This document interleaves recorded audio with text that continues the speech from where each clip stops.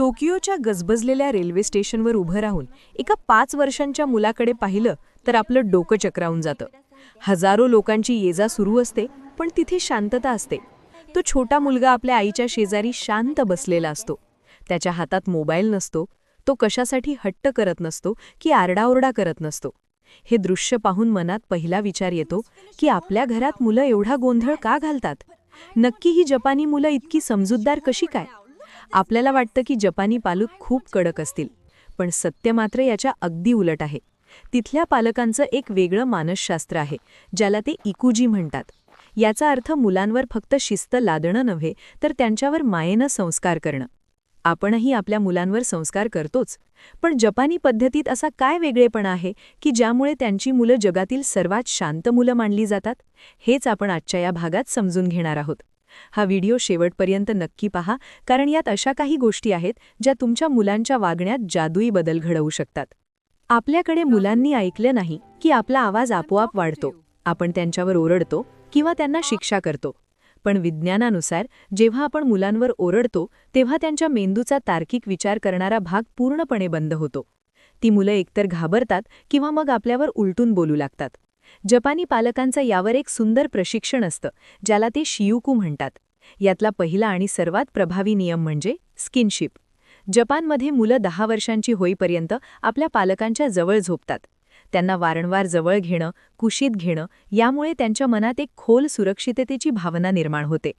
जेव्हा मुलाला मनातून सुरक्षित वाटतं, तेव्हा त्याला आपल्या पालकांचं म्हणणं ऐकण्याची आणि त्यांना आनंद देण्याची इच्छा आपोआप होते.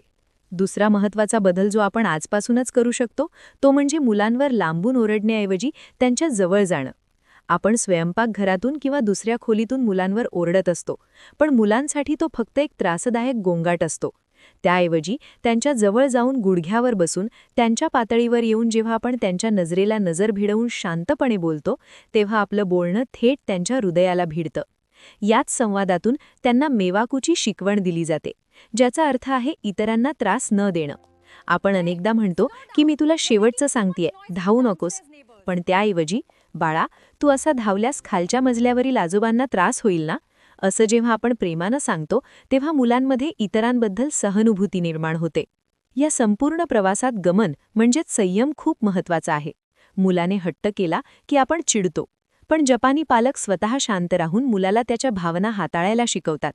घरात जेवताना एकमेकांना वाढणं किंवा स्वच्छतेत मदत करणं, यातून त्यांना आपण एका टीमचा भाग आहोत ही जाणीव होते, ज्यामुळे त्यांचा उद्धटपणा कमी होतो.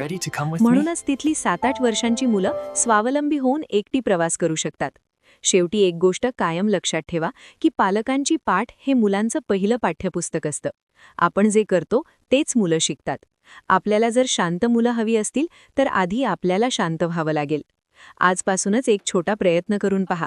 मुलांवर ओरडण्याऐवजी त्यांच्या जवळ जा, खाली वाकून त्यांच्या नजरेत पाहून बोला आणि दिवसातला 1 तास मोबाईल पूर्णपणे बाजूला ठेवून फक्त त्यांच्यासाठी द्या. हा छोटासा बदल तुमच्या घरात एक सुंदर शांतता निर्माण करेल. तुम्हाला हा विचार कसा वाटला हे मला कॉमेंट्समध्ये नक्की कळवा. आणि जर तुम्हाला तुमचं घर आनंदी आणि मुलांशी असलेलं नातं अधिक घट्ट करायचं असेल तर मनाचे टॉक्सला नक्की सबस्क्राईब करा. हा व्हिडिओ आपल्या इतर पालक मित्र-मैत्रिणींसोबत शेअर करायला विसरू नका.